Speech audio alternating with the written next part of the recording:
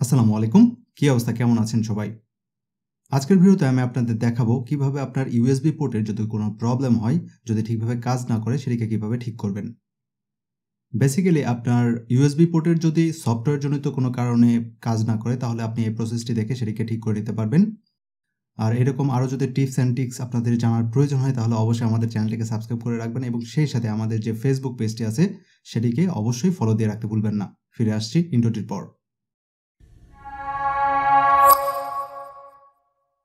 আপনার ইউএসবি পোর্টটিকে ঠিক করার জন্য প্রথমে আপনি আপনার যে উইন্ডোজ বাটন আছে কিবোর্ডের সেটিকে প্রেস করবেন এবং তার সাথে আর বাটনে প্রেস করবেন।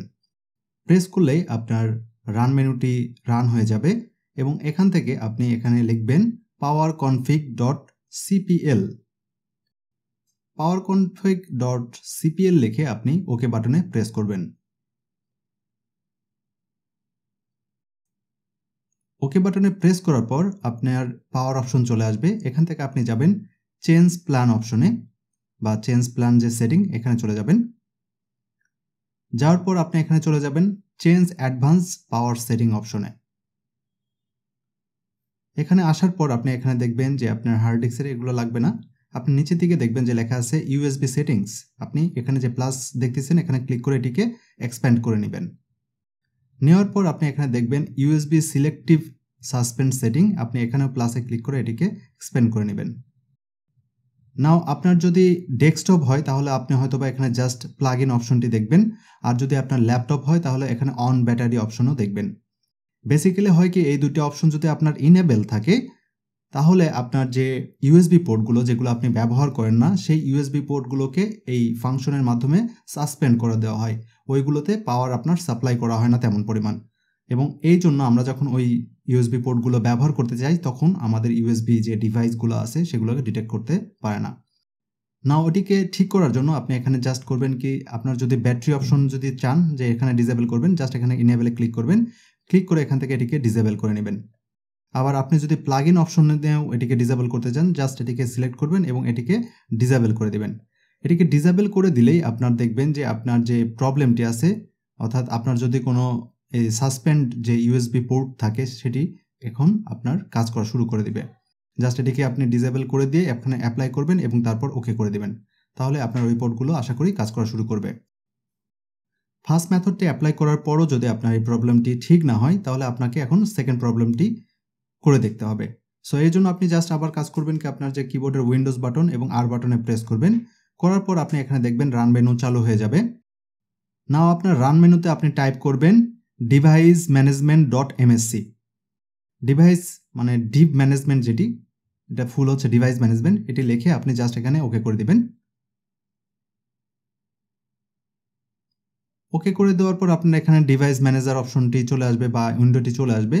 এখান থেকে আপনাকে খুঁজে বের করতে হবে ইউনিভার্সাল সিরিয়াল বাস অপশনটি বা কন্ট্রোলার, যেটি ইউনিভার্সাল সিরিয়াল বাস কন্ট্রোলার। এই যে দেখতেছেন নিচের দিকে এরকম আপনার লেখা থাকবে। নাও এখানে যে দেখতেছেন অ্যারো, এখানে ক্লিক করবেন। ক্লিক করলে এটি আপনার এখানে এক্সপ্যান্ড হয়ে যাবে।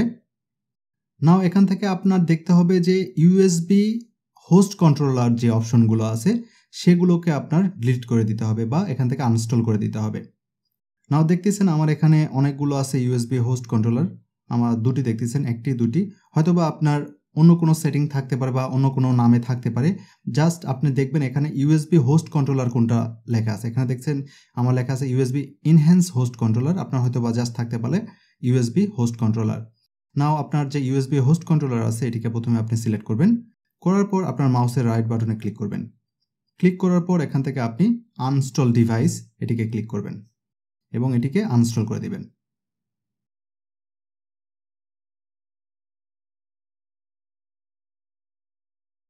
এরকম যতগুলো আপনার ইউএসবি হোস্ট কন্ট্রোলার অপশন আছে এগুলো সবগুলোকে আপনি এভাবে সিলেক্ট করবেন এবং সেটিকে রাইট বাটনে ক্লিক করে মাউসের আনইনস্টল ডিভাইস ক্লিক করবেন এবং এগুলোকে আপনি আনইনস্টল করে দিবেন।